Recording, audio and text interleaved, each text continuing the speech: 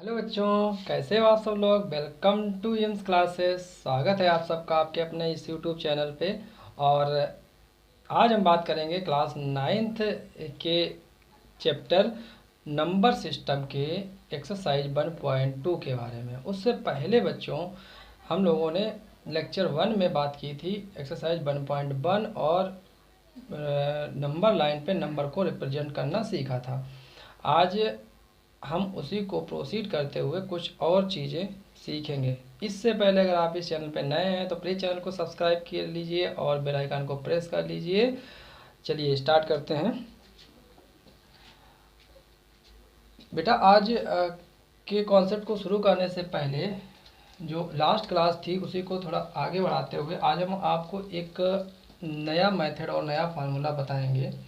किन्हीं भी दो रेशनल नंबर्स के बीच में कई सारे नंबर्स को कैसे हम फाइंड कर सकते हैं। तो उसके लिए इसकी थ्योरी क्या होती है। लेट अगर हम मान लें कि x and y are two rational number,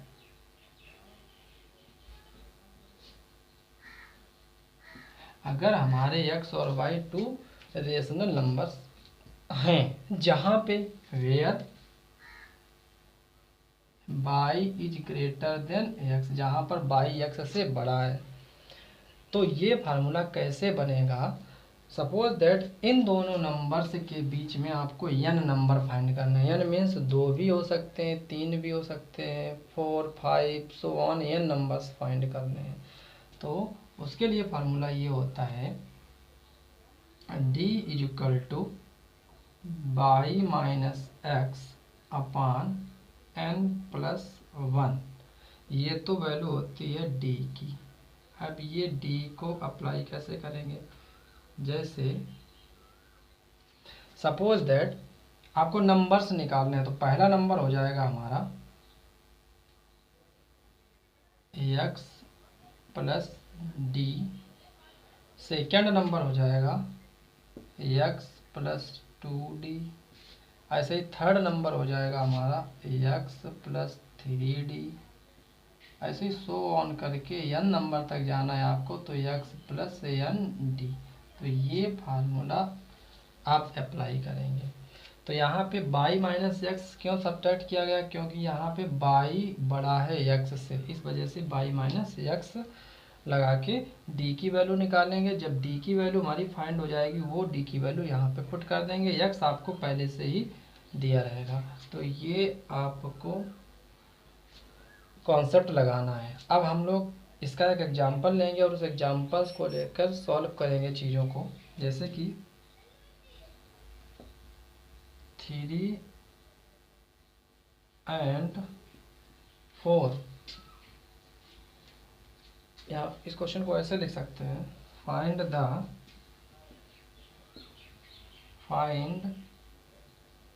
5 rational numbers between 3 and 4। आपको क्वेश्चन ऐसे दे सकता, ऐसे देगा कि find 5 rational numbers between 3 and 4, मतलब 3 और 4 के बीच में आपको 5 रेशनल नंबर या 4 रेशनल नंबर, 8 रेशनल नंबर, कुछ भी वो यानी कि वैल्यू यहाँ पर गिवन कर सकता है आपको। तो इसको प्यारे बच्चों कैसे सॉल्व करेंगे, यहाँ पर आपको 5 रेशनल नंबर इन दोनों नंबर्स के बीच फाइंड करने हैं। तो इसका सोल्यूशन कैसे लिखेंगे, हियर 4 इज ग्रेटर देन 3, 4 बड़ा है आपका 3 से।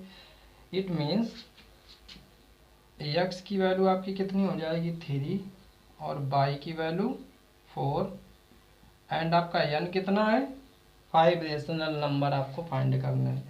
तो n की वैल्यू 5।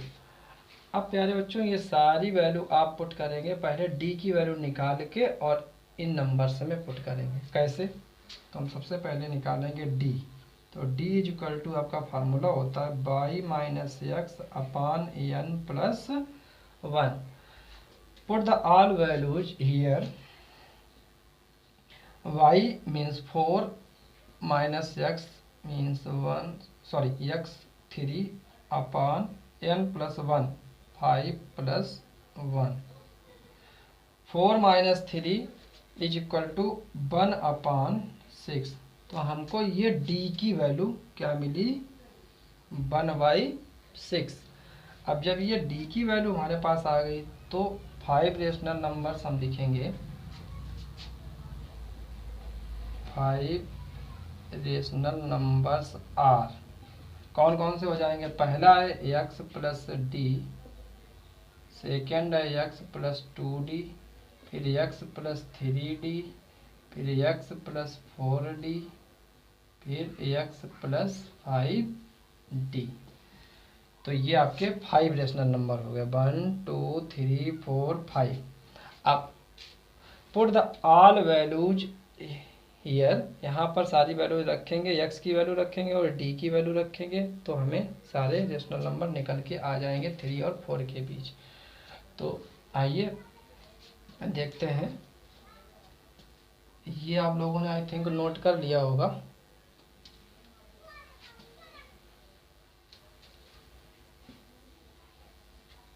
तो यहाँ पे वैल्यू रखेंगे x + d। x की वैल्यू आपके पास है 3, तो x की वैल्यू 3 प्लस d की वैल्यू है 1/6, पहला number, comma x + 2d। x है आपका 3 plus and 2d means 2 × d 1/6। Now तीसरा नंबर है x + 3d, 3 + 3 × 1/6। चौथा नंबर है x + 4d, 3 + 4 × 1/6। पांचवा नंबर है 3 + 5 × 1/6। अब इसको सॉल्व कर लेंगे तो ये आएगा, एलसीएम लेके सॉल्व करेंगे तो 6 × 3 = 18, 119/6 पहला नंबर। सेकेंड नंबर इसको सॉल्व करेंगे, 2 × 1 = 2, 2 × 3 = 6, 3 × 3 = 9, 10/3, 3 × 1 = 3, 3 × 2 = 6, 2 × 3 = 6 + 1 7/2। And next 2 × 2 = 4, 2 × 3 = 6, 3 × 3 = 9, 2 11/3। And last one is 6 × 3 = 18, 5 23/6। तो प्यारे बच्चों, आपके पास ये जो नंबर 5 निकल के आए, ये नंबर किन दो नंबर्स के बीच के रेशनल नंबर हैं? आपको क्वेश्चन में क्या दिया गया था? 3 और 4। तो आपका ये आपका हो जाएगा 4 और इसके पहले इधर ये 3। अब आप इनको जब डेसिमल में सॉल्व करेंगे तो ये वैल्यू 3 से ज़्यादा होगी और 4 से कम आएगी। आंसर चेक कर लेते हैं। ये आपका आंसर आ चुका है, ये आपका आंसर आ चुका है, लेकिन फिर भी एक बार चेक करने के लिए हम इसको देख लेते हैं। ये देखो 6 × 3 = 18.1, लगभग 3.1 अप्रॉक्सीमेशन में। ये 3 × 3 = 9 पॉइंट, उसके बाद 1 फिर 3 × 3 = 9। ऐसे ये 3.5, ये 3 × 3 = 9 and 2 11, 3 × 6 = 18। This one is 6 × 3 = 18 and 5 carry, 6 × 6 =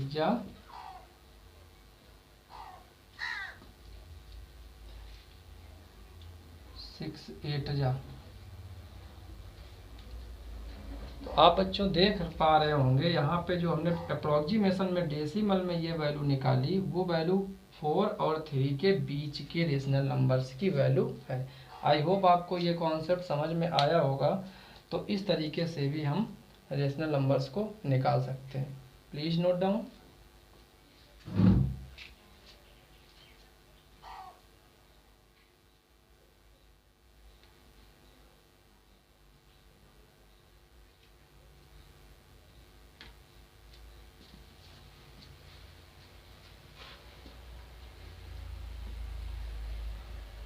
ये इम्पोर्टेंट कॉन्सेप्ट था। तो ये पिछली क्लास में बात नहीं हुई थी। हमने एक पहला कॉन्सेप्ट बताया था, दो नंबर्स के बीच में रेशनल नंबर्स को फाइंड करने के लिए। उसमें दो नंबर्स x और y होते थे, उनको ऐड करके y2 करके निकालते थे। जिन बच्चों ने नहीं देखा है वो प्रीवियस लेक्चर को देख सकते हैं, उसमें हमने एक्सप्लेन किया हुआ है। अब आइए बात करते हैं आज एक्सरसाइज 1.2 की, NCERT की एक्सरसाइज 1.2 की बात करते हैं। देखिए आपकी स्क्रीन पे क्वेश्चन ये रहा। क्वेश्चन है, कह रहा है every rational numbers is a real number. पहले क्वेश्चन का पहला पार्ट है ये, इसमें आपको ये बताना है कि ये स्टेटमेंट ट्रू है और फॉल्स है। तो फर्स्ट स्टेटमेंट आपका ट्रू है क्योंकि प्रत्येक इरेशनल नंबर आपका रियल नंबर्स होता है। चलिए आइए देखते हैं।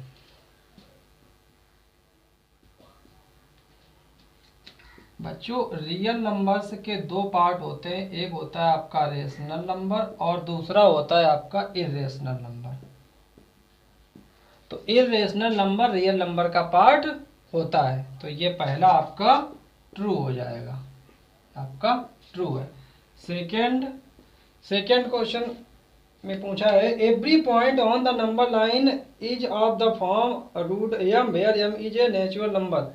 नहीं कर सकते, ये आपका फॉल्स हो जाएगा। क्यों फॉल्स हो जाएगा? क्योंकि नंबर लाइन में अगर m की वैल्यू माइनस में ले लेंगे 3 अंडर रूट में, तो अंडर रूट -3 को हम नंबर लाइन पे रिप्रेजेंट नहीं कर सकते हैं। तो इस वजह से ये हमारा स्टेटमेंट फॉल्स हो जाएगा। चलिए देखते हैं क्वेश्चन नंबर 3 की बात करते हैं। क्वेश्चन नंबर 3 में क्या पूछ रहा है, every real numbers is an irrational number. क्या प्रत्येक रियल नंबर एक इरेशनल नंबर होता है? ये भी हमारा फॉल्स है। क्यों? क्योंकि प्रत्येक रियल नंबर हमारा इरेशनल नंबर नहीं होता है। यहाँ से प्रत्येक इरेशनल नंबर तो रियल नंबर होगा, बट प्रत्येक रियल नंबर इरेशनल नंबर नहीं हो सकता। जैसे अगर हम बात करें 2 इज अ रियल नंबर, 2 हमारा एक रियल नंबर तो है but not a irrational number. तो ये आप एक्सप्लेन भी कर सकते हैं। तो आई होप आपको ये क्वेश्चन फर्स्ट क्लियर हुआ होगा। चलिए देखते हैं क्वेश्चन नंबर सेकेंड क्वेश्चन में पूछा है are the square roots of all positive integers irrational. क्या स्क्वायर रूट सारे पॉजिटिव इंटीजर्स के इरेशनल होते हैं? नहीं होते हैं। तो सेकेंड क्वेश्चन जो है आपका, इसमें सारे, इसका आंसर आ जाएगा नो। इसमें सारे सारे पॉजिटिव इंटीजर्स का अगर स्क्वायर रूट निकालेंगे तो वो इरेशनल नहीं निकलता। जैसे अगर हम एक इंटीजर लें रूट अंडर रूट 9, ये अगर हम एक इंटीजर लिया और उसका स्क्वायर रूट निकाला तो इसकी वैल्यू प्यारे बच्चों आएगी 3, और 3 हमारा इरेशनल नंबर नहीं होता है। ऐसे ही आप और भी एग्जांपल दे सकते हो, जैसे अंडर रूट 16, तो ये हमारा एक इंटीजर है, उसका स्क्वायर रूट ये आएगा 4, और यहाँ पर ये कैसे हैं? ये रेशनल नंबर है। तो ये जो स्टेटमेंट है ये स्टेटमेंट रॉन्ग है, क्योंकि सारे इंटीजर्स का स्क्वायर रूट इरेशनल नंबर नहीं होता है। हाँ कुछ का होता है, जैसे अंडर रूट 2 हुआ, अंडर रूट 3 हुआ, अंडर रूट 5 हुआ, लेकिन सभी का नहीं होता है। तो ये हमारा नो हो जाएगा। ओके चलिए देखिए question number 3, so how under root 5 can be represented on the number line. Under root 5 को नंबर लाइन पे कैसे रिप्रेजेंट करेंगे?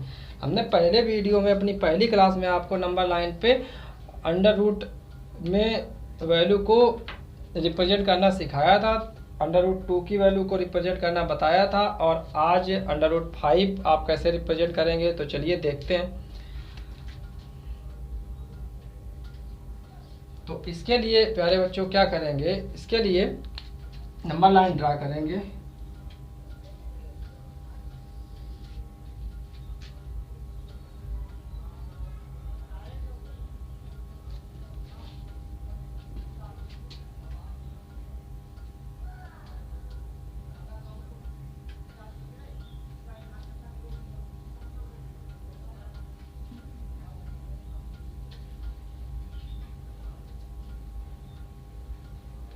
ये आपने कुछ नंबर्स नंबर लाइन पे ले लिए। अब इसके लिए सबसे पहले क्या करेंगे, एक यूनिट डिस्टेंस ये यहाँ से लेंगे, हमने बताया था ये एक यूनिट डिस्टेंस है, ये ए पॉइंट अगर ले लेंगे तो ये हमारी एक यूनिट की डिस्टेंस आ गई।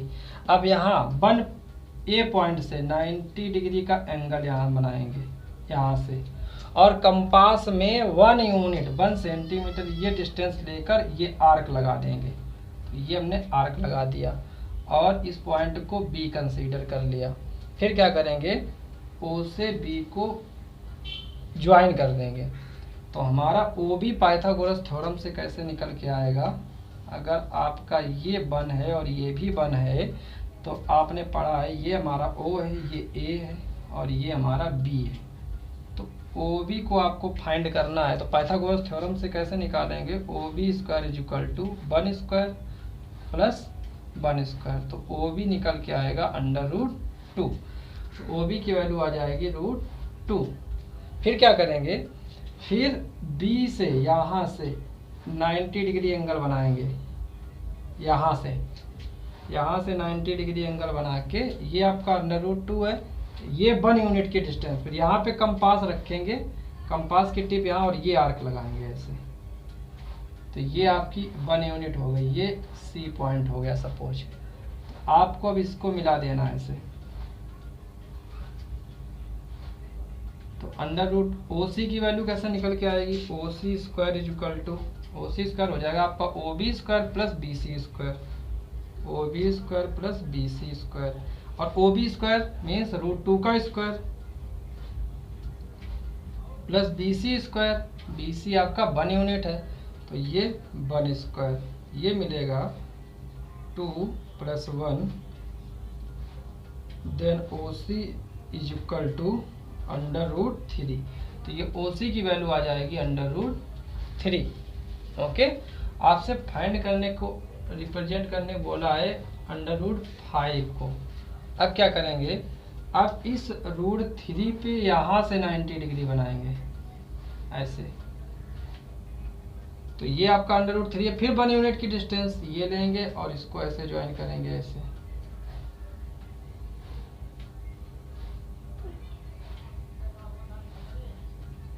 ये आपका डी पॉइंट हो गया। ओके, तो ये आपका √3 है, ये आपका 1 है। अब क्या करेंगे, इसमें ये 90 डिग्री है तो इसमें DCO में पाइथागोरस थ्योरम लगाएंगे। तो ये हमारा बेस है, ये हमारा परपेंडिकुलर है, तो हमें OD स्क्वायर निकालना है। OD square is equal to CD square plus OC square. Okay, put the all values here. CD की वैल्यू आपकी 1 का स्क्वायर 1 प्लस OC है आपका √3, तो √3 स्क्वायर, तो ये आएगा 1 प्लस √3 का स्क्वायर 3, तो आपका OD स्क्वायर आएगा 1 + 3, तो OD आ जाएगा √4। तो OD को हम लिख सकते हैं 2। तो हमारा O और D कितना आ गया 2, ये 2 यूनिट आ गया। अब क्या करेंगे, अब यहाँ से D से फिर यहाँ से 90 डिग्री बनाएंगे। अब ये हमारा 2 है, अब ये 1 यूनिट यहाँ लेंगे, 1 यूनिट, और इसको ऐसे कट करके ये पॉइंट हमारा E है और इसको ज्वाइन कर देंगे इससे। ओके, अब OE क्या आएगा, तो OE square is equal to OD square plus DE square. OD आपका कितना था अभी 2 square plus DE square, DE 1 unit है, 1 स्क्वायर, ये मिलेगा आपका 4 + 1 इज इक्वल टू 5 OE। ये आपका OE स्क्वायर था, तो OE बराबर √5। तो ये O और E की वैल्यू निकल के आएगी √5। अब प्यारे बच्चों, आपको क्या करना है, अपनी नंबर लाइन पे कंपास में O से E तक डिस्टेंस लेनी है ये, और फिर आर्क खींचना है यहाँ से। यहाँ पे ऐसे टिप रखेंगे और ऐसे आर्क खींचेंगे, ऐसे ऐसे खींचते हुए ऐसे यहाँ पे मिला देंगे। ठीक, तो ये कुछ इस टाइप से आएगा।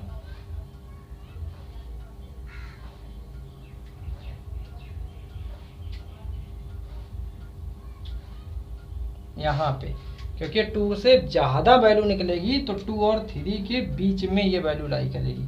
तो ये पॉइंट अगर आप F लेते हो तो O से F के बीच की जो डिस्टेंस होगी ये आपकी √5 हो जाएगी।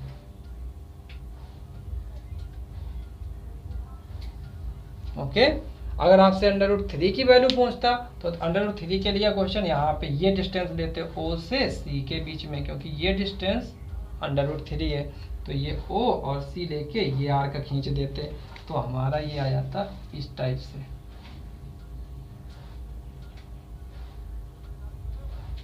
यहाँ पर तो ये वैल्यू हो जाती √3 की। √2 की अगर वैल्यू निकालनी होती तो √2 की वैल्यू ये है OB, तो यहाँ से आर्क खींच देते हैं ऐसे,